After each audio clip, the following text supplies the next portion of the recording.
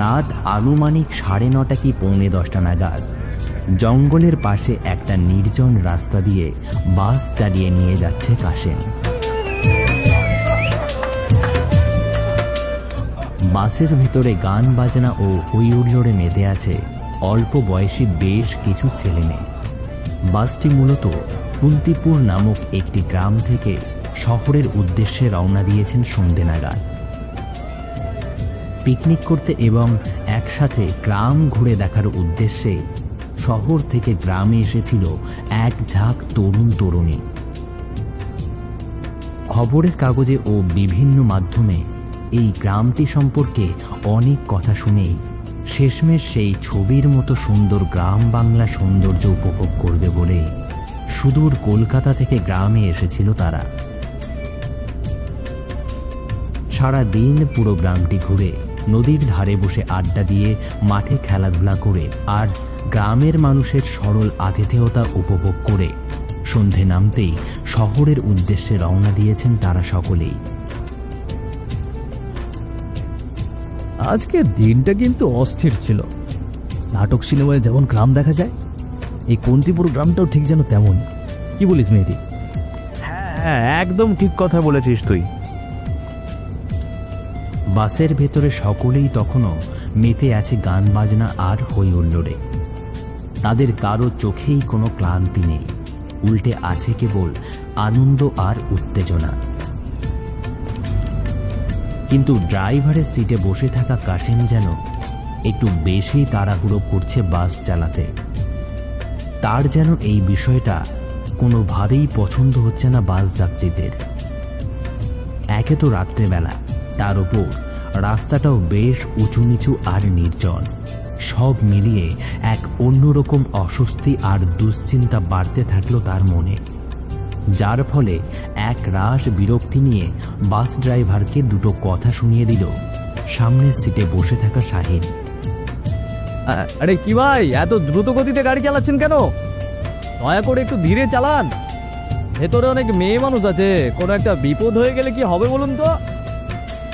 আরে ভাই, ভয় পাবেন না, আমি বহু বছরের ড্রাইভার। এই রাস্তায় চোখ বন্ধ করেও বাস চালাতে পারি। শাহিনের কথায় সমর্থন জানিয়ে মাথা নাড়ল পেছন দিকে বসে থাকা শাহিনের কয়েকজন বন্ধু।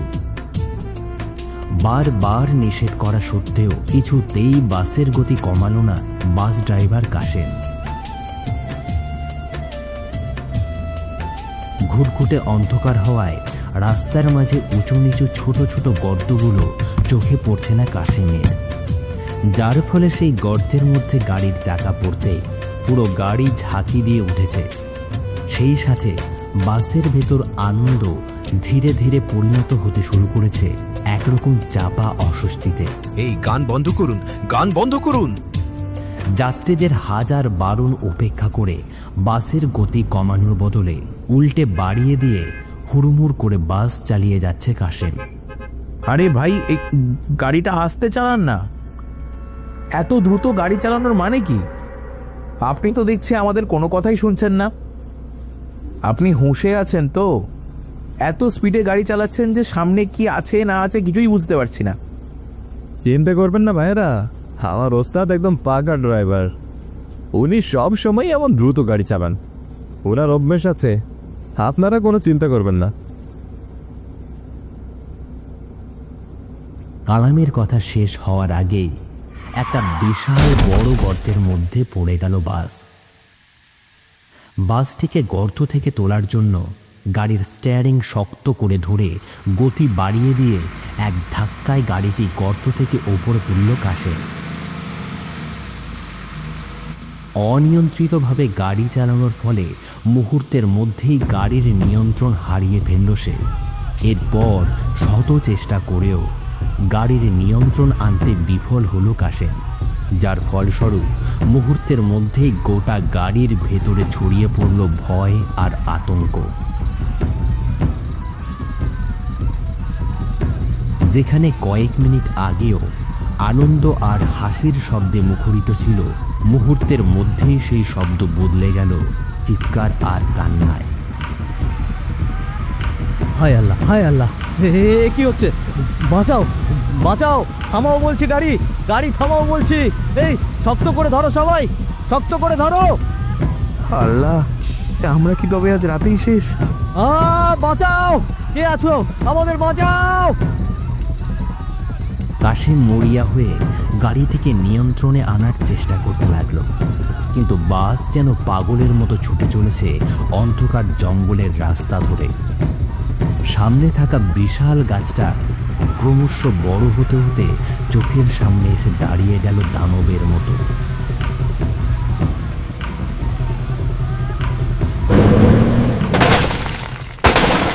কয়েক সেকেন্ড নীরবতার পর মুহূর্তেই চারিদিক কেঁপে উঠল বিকট শব্দ আর কান্নার আওয়াজে। মানুষের চিৎকার ধীরে ধীরে মিলিয়ে গেল গভীর অন্ধকার আর নিস্তব্ধতার ভেতরে। চারপাশে ছড়িয়ে ছিটিয়ে পড়ে রইল কেবল মানুষের রক্তাক্ত দেহ। বাসের ভেতরে সবগুলো যাত্রীসহ কালাম ও কাশিমের লাশও পড়ে রইল সেখানে।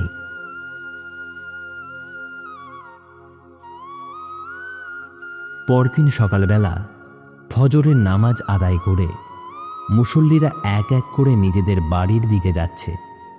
এমন সময় বাস দুর্ঘটনার খবর ছড়িয়ে পড়ল চারপাশে।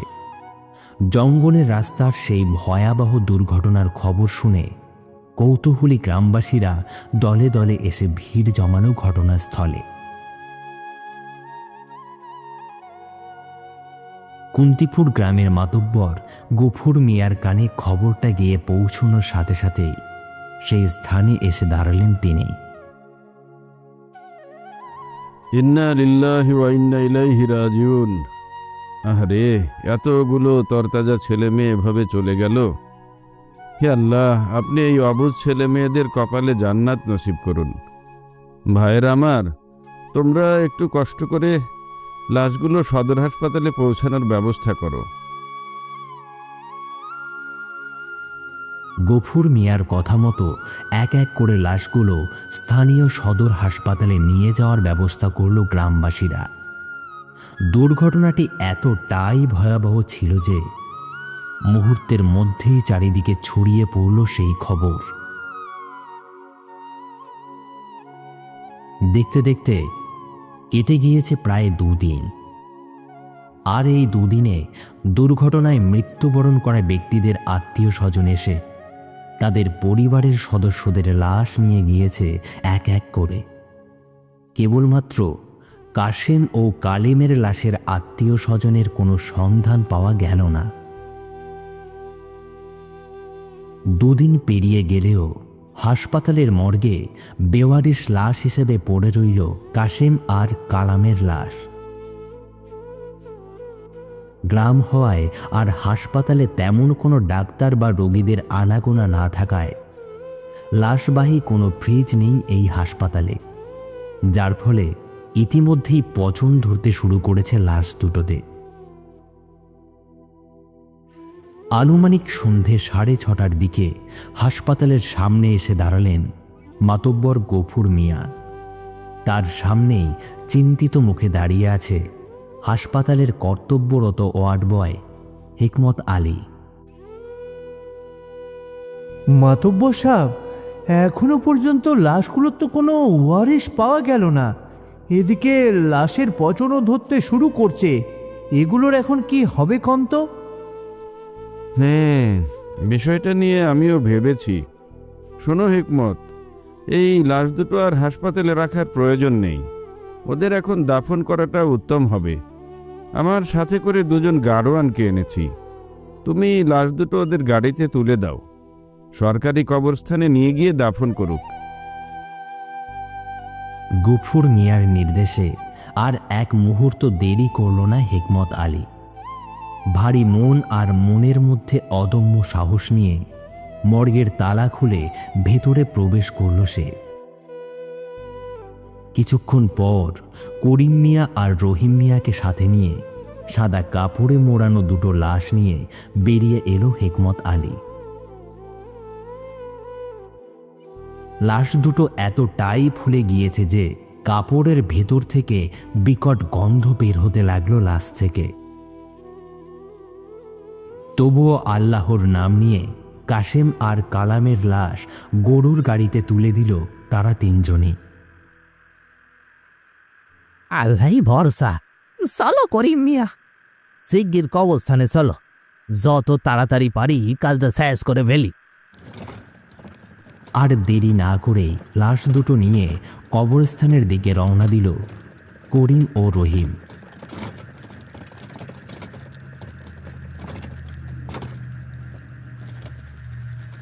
করিম ও রহিম সকলের কাছে কুন্তিপুর গ্রামের পুরনো সাহসী গাড়োয়ান হিসেবেই পরিচিত। রাত বিরেতে কিংবা যে কোনো পরিস্থিতিতে তাদের ডাকা মাত্রই টাকা পয়সার তোয়াক্কা না করেই হাজির হয়ে যায় তারা।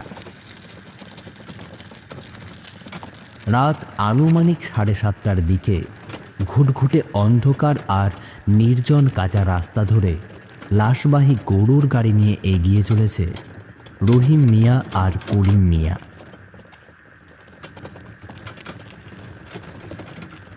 কুন্তিপুর গ্রামের একমাত্র সরকারি কবরস্থানটি সদর হাসপাতাল থেকে প্রায় 5 কিলোমিটার দূরে।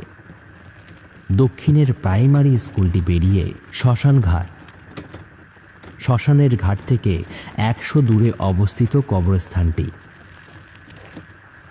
যার ফলে অন্ধকার আর নির্জন রাস্তায় লাশ নিয়ে যেতে কেমন যেন গা ছমছম করছে দুজন গাড়োয়ানেরই।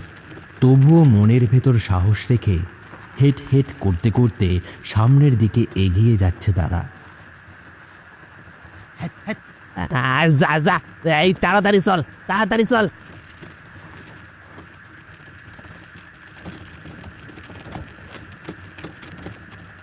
গরুর গাড়ির চাকার ঘর্ষণে মাটির রাস্তা থেকে এমনভাবে কটকট শব্দ উঠেছে যেন সেই শব্দই ভেঙে দিয়ে যাচ্ছে রাতের ভয়াল নিস্তব্ধতা।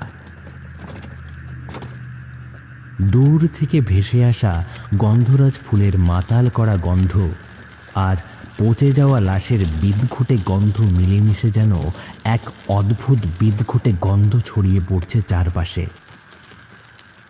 এই গন্ধটা যেন একটুও সহ্য হচ্ছিল না করিম মিয়ার। এই গন্ধে তো একবারে মাথা ঘুরে যাচ্ছে। মনে হচ্ছে গাড়িটা কবরস্থানে পৌঁছানোর আগেই আমি উল্টে পড়ে যাব। বিদঘুটে সেই গন্ধটা কিছুটা কমে এসেছে যেন। এরই মধ্যে হেট হেট করতে করতে সামনের দিকে এগিয়ে যাচ্ছে গরুর গাড়ি। চলতে চলতেই হঠাৎ করেই রাস্তার এপাশ থেকে ওপাশে খুব দ্রুত একটা কালো ছায়ার মতন কিছুই একটা পেরিয়ে যেতে দেখল করিম। যা দেখা মাত্রই হৃদস্পন্দন বেড়ে গেল প্রচণ্ড বেগে। ও রহিম ভাই, আর কতক্ষণ লাগবে গো? এই কবরস্থান পর্যন্ত এই লাশ নিয়ে যাওয়া আমার পক্ষে যা সম্ভব হচ্ছে না। আরে অধৈর্য হইতেছ কেন? আরে এই তো সামনে শ্মশান ঘাট, শ্মশান ঘাটটা পেরোলেই তো কবরস্থান।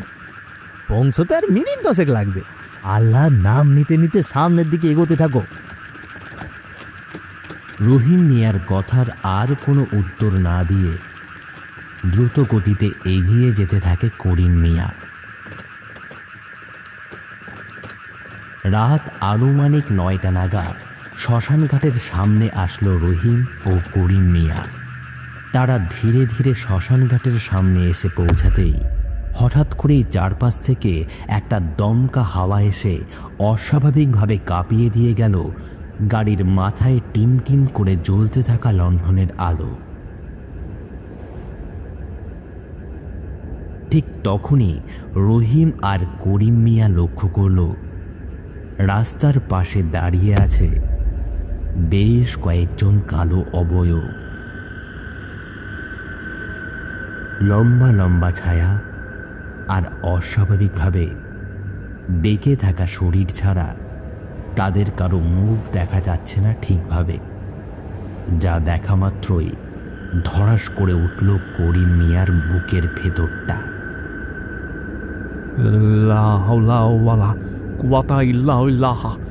লা হাওলা ওয়ালা কুয়াতা ইল্লা বিল্লাহ। ও ও রহিম ভাই, এসব কারা গো? আরে এরা এরা কি কি কি কি চাইছে আমাদের কাছে? করিম মোল্লার কথা শুনে হা হা করে হাসতে হাসতে তাদের কাছে এগিয়ে আসতে লাগলো ছায়াগুলো। লাশ চাই, লাশ। তোদের গাড়িতে রাখা ওই লাশ দুটো আমাদের দিয়ে দে। লাশগুলো দিয়ে তোরা চলে যা। কালো ছায়াগুলোর কণ্ঠ যেন কোনো মানুষের নয়, বরং ভয়ঙ্কর কোনো প্রাণীর মতো কর্কশ শোনাচ্ছিল, যে আওয়াজে কেঁপে উঠল পুরো চারপাশ। সেই সাথে কেমন যেন পাগলের মতো ছটফট করতে শুরু করলো গরুগুলো। না, আমরা তোমাদের কোনো লাশ দেব না। এরা মৃত মানুষ, আর এদেরকে দাফন করতেই কবরস্থানে নিয়ে যাচ্ছি আমরা। মানুষ?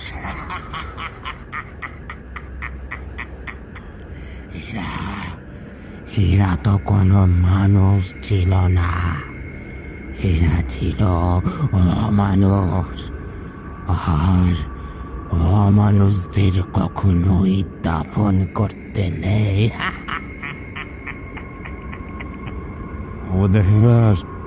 ওদের আমরা এখনো খাবো, ওদের মাংস চিবিয়ে চিবিয়ে খাবো। আত্মাগুলোর কথা শুনে যেন অন্তরাত্মা কেঁপে উঠল করিম মিয়া ও রহিম মিয়ার। কিন্তু তোমরা কারা, আর কি চাইছো আমাদের কাছে? এই লাশগুলোই বা তোমাদের কি ক্ষতি করেছে? এদের দুজনের কারণেই সেদিন আমরা সকলেই বাস দুর্ঘটনায় মারা গিয়েছি। মহত্তব অবস্থায় গাড়ি চালাচ্ছিল এই ড্রাইভার।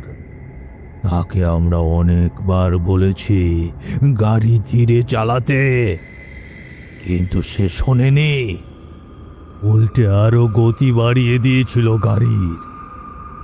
ওর গাফিলতির কারণেই আজ আমরা সকলেই মৃত। আমরা যেমন আমাদের বাবা মায়ের বুকে ফিরে যেতে পারিনি, তেমন ওদেরকেও কবরে যেতে দেব না। করিম মিয়া আর রহিম মিয়ার চোখের সামনে গরুর গাড়ি থেকে লাশ দুটো রাস্তায় ফেলে একসাথে ঝাঁপিয়ে পড়ল সেই কালো ছায়াগুলো। কালো ছায়াগুলো যেন মানুষ নয়, বুনো পশুর মতো ঝাঁপিয়ে পড়ে ছিঁড়ে ফেলতে লাগলো লাশ দুটোকে। চারিদিক থেকে ভেসে আসতে লাগলো হাড় ভাঙার মর্মর শব্দ আর মাংস ছিঁড়ে নেওয়ার ভয়ঙ্কর আওয়াজ। হে আল্লাহ, বাঁচাও আমাদের। করিম, করিম দৌড় দে, দৌড় দে ভাই। এখানে থাকলে মনে হচ্ছে আমরা আরও বাঁচবো না। হাওলা ওয়ালা কুয়াতা ইল্লা বিল্লাহ। লা হাওলা ওয়ালা কুয়াতা ইল্লা বিল্লাহ। আল্লাহ, আল্লাহ বাঁচাও, বাঁচাও আল্লাহ। আর এক মুহূর্ত অপেক্ষা না করে সামনের দিকে প্রাণপণে দৌড়াতে শুরু করলো করিম ও রহিম মিয়া।